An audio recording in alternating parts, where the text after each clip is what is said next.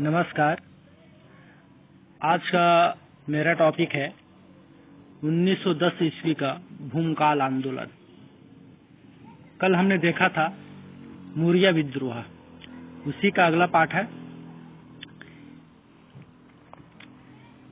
यहाँ पर हम देखते हैं शासक जो था रुद्र प्रताप देव और इस आंदोलन के नेतृत्व करता थे गुंडाधुर।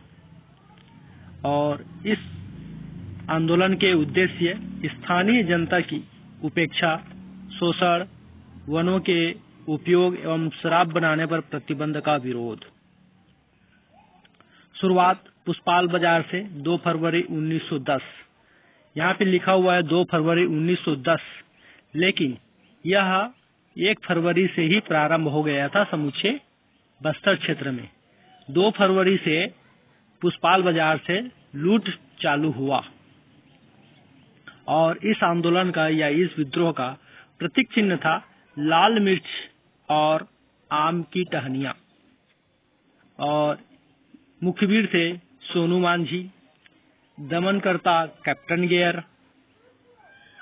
अंतिम सामना हुआ था विद्रोहियों एवं अंग्रेजों के मध्य अलवार में। यहाँ पर नोट देखते हैं, रानी कुंवर व दीवान लाल कलेंद्र ने इस विद्रोह का नेतृत्व गुंडाधुर के हाथों में सौंपा। सही बात है।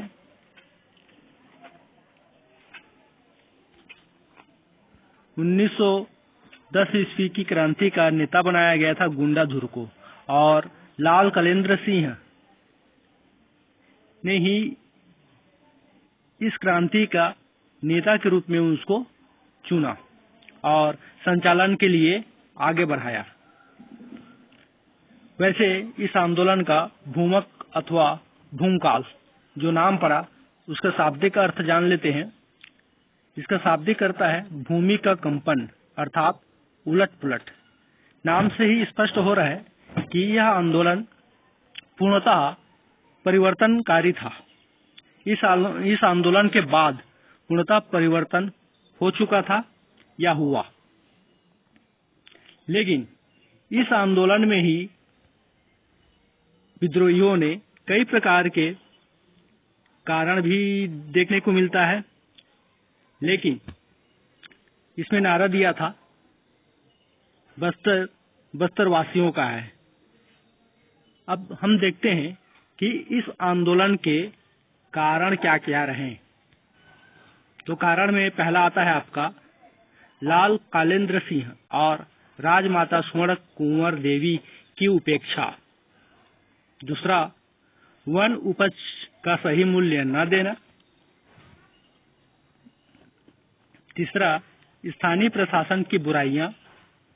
चौथा, अंग्रेजों द्वारा राजा रुद्र प्रताप देव के हाथों सत्ता न सौंपना।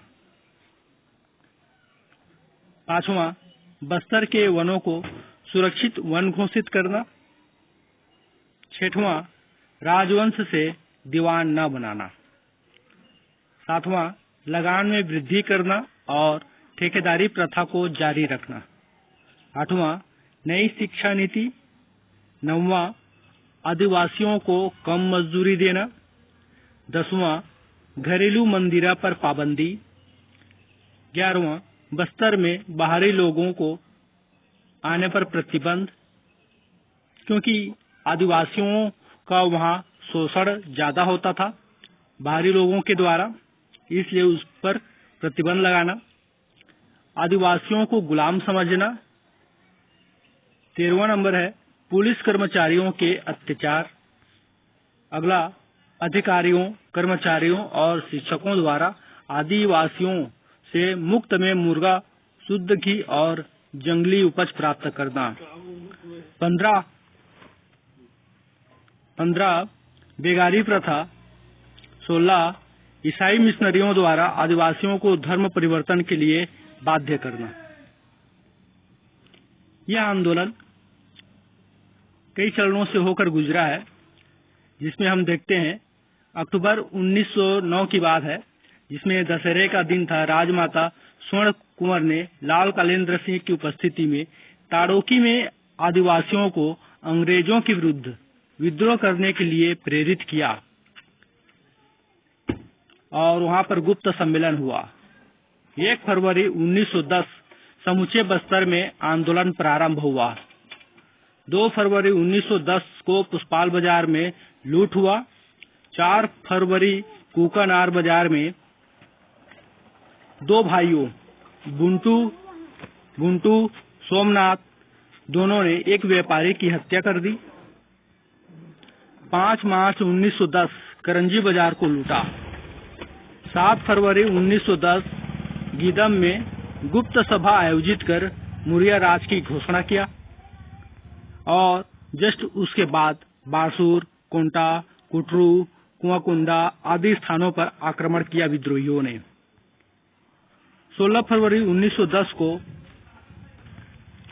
विद्रोहियों के मध्य अंग्रेजों और विद्रोहियों के मध्य इंद्रावती नदी के खड़ग घाट में संघर्ष हुआ और इस खड़ग घाट के संघर्ष में एक नाम मिलता है हुंगा मांझी। उन्होंने अपनी वीरता का प्रदर्शन भी किया था, जिसकी विद्रोहियों ने बहुत सराहना भी की थी। 24 फरवरी की बात है, गंगा मुंडा में संघर्ष हुआ।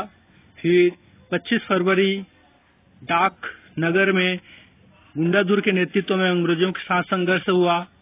फिर सुप्रीम कमांडर जो कि गियर थे, उन्होंने पंजाबी सेना के बल पर विद्रोहियों को दमन करना प्रारंभ किया और 6 मार्च 1910 को पूरी तरह से दमन प्रारंभ चालू कर दिया गया। यह विद्रोह 1 फरवरी से 29 मार्च तक चलता रहा। लेकिन हम देखते हैं विद्रोह के बाद अंग्रेजों ने या ब्रिटिश शासन ने बस्तर में जो दीवान बैजनाथ पंडा थे उसको हटाकर और उसके स्थान पर जेम्स को दीवान बनाया गया। धन्यवाद।